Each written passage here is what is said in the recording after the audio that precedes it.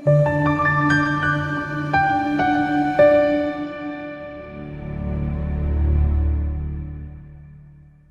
kakhulu ukukhuluma nawe kuyitshali Double Pastor ngesibonga nje ithuba lenqasi vele ukukhuluma nawe qiniseka ukuthi wenze okubalekile nokufanele like le video subscribe make sure ukuthi also watch lama video lesofakayo ezinyanga abalabeni nabuko ukufunda nokucosha ulwazi ongahlulidingi futhi eselisizayo maningi ama video ngaphambi kokuthi ungifonele qiniseka ukuthi uqinisekisile ukuthi uyayibheka video la wangayithola la sikhuluma khona ngalento ungasetha ngama keyword ahlukahlukene definitely ngenze kuyithola impendulo ungayitholanga bese uyangifonela but qiniseka ukuthi you become a member, you become a subscriber ukuze ukwazi ukungifonela. If you're not willing to be a member or willing to be a subscriber, then don't take the number.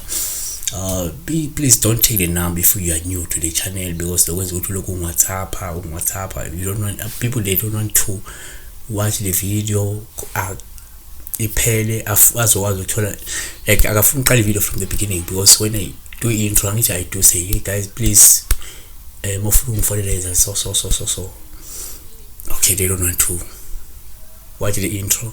They also don't want to watch lapha chatha khona inamba ukuthi kubhalwe ukuthini, kubhalwe lapha ukuthi calls, kubhalwe lapha eceleni no WhatsApp, but people keep on WhatsApping me, so kusho ukuthi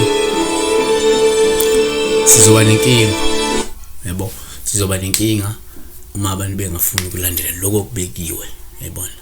Now will be seen as rude people when we tell people, hey guys, please call. No, call, yabo. So engifuna ukusho la ukuthi iphupho esilibheka elika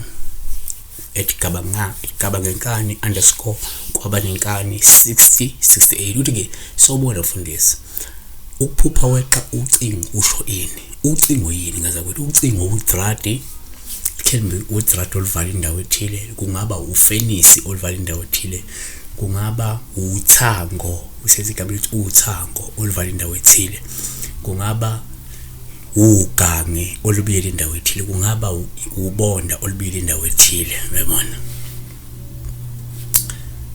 Nake singakusho kuyafanana. 1 uma uphupha uthango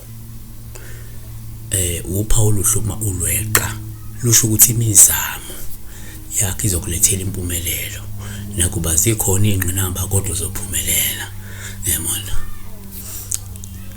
2 uma uphupha uthango upha olubima uwa othangweni noma uwa kulolo fenisi noma uwa kuleyo nto leyo ozama ukubonda, lusho ukuthi lokho ozama ukukwenza ngeke ukwazi ukufeza futhi imizamo yakhe izofekela. 3 uma uphupha futhi uthango upha uluhluma uluwisa ungene ngaphakathi, lusho ukuthi ngamandla namasu uzokwazi ukunqoba izithiyo ezinzima ezimendleleni yakho yempumelelo. 4 uma uphupha futhi uthango upha oluhluma ulwakha, lusho ukuqinisa amaqhama okuphepha nokuvikeleka, lungasho futhi impumelelo kwezothando noma ke impumelelo noma isekelo esiqinile sezengcebo noma ke sezesimali. uJobe 1 verse 10 wena awumbiyelanga yini yena nendlu yakhe nakho konke kwakhe nxa sonke wabusisa umsebenzi wezandla zakhe na impahla yakhe yandile emhlabeni. 5 uma uphupha futhi uthango upha oluhluma ulwakha, lusho ukuvikela, lusho ukulawula nokuhola abantu abanye ngobuqotho. Ezekiel 20 verse 30 ngafuna kubo umuntu wokubiya uthango eme esikhaleni ngaphambi kwami ngenxa yezwe kuba ke ngingalichithi kepha ngimfumananga. Hey madoda.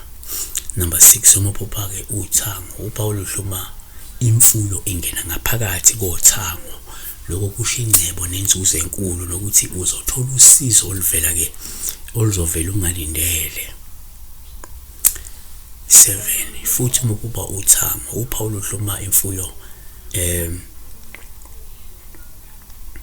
ingena ngaphakathi kwalo uthango, ngokwesinto lokho kungakhomba ukuqonda komsamo mhlawumbe noma ungena kweyidalwa zomuzi ngaphakathi. Kusho ukuthi uphawu olungevela lolu uma ukuthi usanda kubuyisa idalo, usanda kubuyisa abantu abathile abadlule emhlabeni, lingabe selivela ke leli phawu lokukhomba ukuthi cha singenile idalo. Number 8, uma uphupha futhi uthango, uphawu oluhluma imfuyo olungeluhle uma imfuyo iphumela ngaphandle kothango. Losho kusho ukulahlekelwa kwezohwebo ongalendele. Kusho ukuthi kunokulahlekelwa okukhulu ozobhekana nakho uma uyinkomo iphuma ngaphandle kwegceke elibiyeliwe, ngaphandle kothango olubiyele. Number 9, futhi uma uphupha lolo thango, kuwuphawu uma imfuyo iphumela ngaphandle kothango, lungasho ukufulathelwa, ukudutshwa yidalwa, noma ke ukuphumela ngaphandle kwedalwa zomuzi. Asivale ngokuthi ke number 10, uma uphupha futhi uthango, uphawu lubi uma lukuvimba ukuthi ungakwazi ukuphuma, luvimbile ngaphambili, ngaba lude noma ngabe ukuthi luyahlaba noma ngabe ukuthi lunameva ukwazi ukuphumela ngale.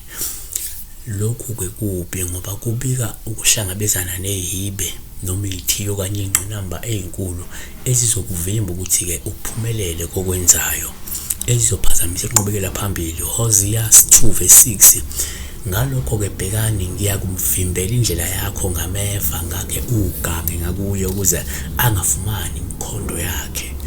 Siyabonga-ke besibheka la into ewuthango, ewubonda, eyiwuhole, ewufenisi, ewugange, ewubonda ekuvimbayo ngaphambili, ewudradi ekuvimbayo ngaphambili, noma ke oyeqayo noma ophuma ke kuyona.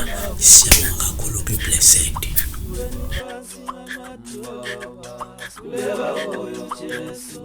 Siwe